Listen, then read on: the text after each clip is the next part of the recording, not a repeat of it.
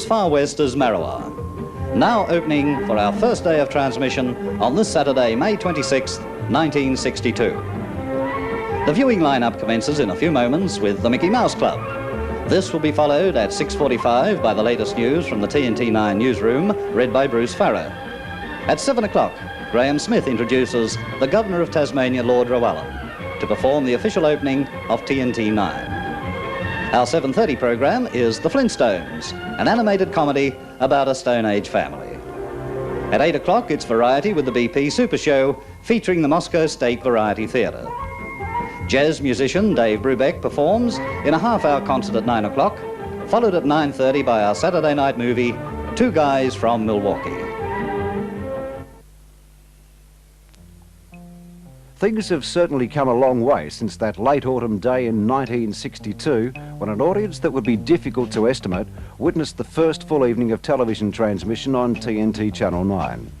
The Menzies government of 1959 called for licence applications to transmit commercial television programs to the North and Northwest area. The licence was eventually granted by the Broadcasting Control Board to Northern Television Limited, chaired by Sir Giles Chippendale. Mr. Arthur Evans was appointed to the position of Managing Director and set about the mammoth task of establishing studio and transmitter facilities early in 1960, 2 years prior to the first transmission. A site in Watchorn Street was chosen as the most suitable for the studio complex. Mount Barrow was the logical spot to place the transmitter tower and equipment, as TNT9 was in a unique position of serving a population that spread over an enormous coverage area. To guard against the problem of altitude, special equipment was designed using advice and assistance from other parts of the world.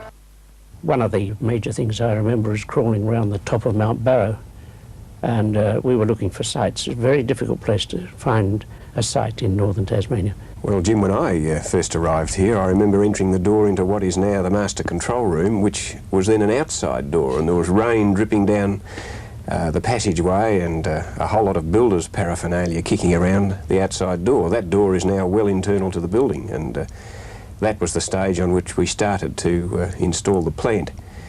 Is currently still the master control room. The studio was not yet finished. That's the thing, of course, most people know about, the studio. Yes, that was started to be equipped, I think, very early January 1962.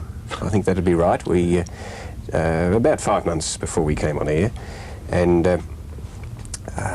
that was a fair sort of an exercise, because the floor had just been laid to within about a 1/16 of an inch of being level over its full 60 by 40 feet area.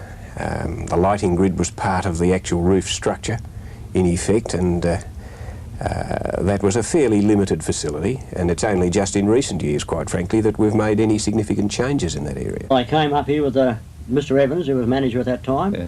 and he showed me the big long slab of cement. It included 70X. He said, "Where do you think we'll put the darkroom, Max?"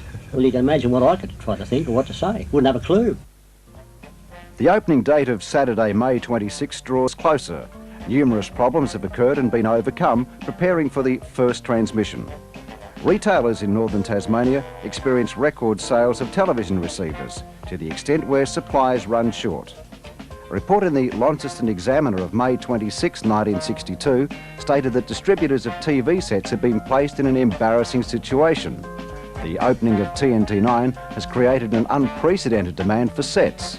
AWA and Healing were working double shifts, endeavouring to keep up with the demand, and the manufacturers of antennas were out of stock. For the staff of around 35 technicians, clerks, salesmen, management and on-air personalities, the first big test arrived on opening night, Saturday, May 26th, when the channel was officially opened by the Governor of Tasmania, Lord Rowallan. In his opening speech, Lord Rowallan outlined how the patterns of life in the community would change with the advent of television. He went on to say that television creates a greater demand for books by giving viewers an appetite for more knowledge of the places, ideas, facts and people it introduced them to. We don't know whether a greater demand for books was created or not. However, the high cost and shortage of TV sets certainly inspired northern Tasmanians who didn't have access to television to crowd in front of shop windows to experience the delights of programs such as these.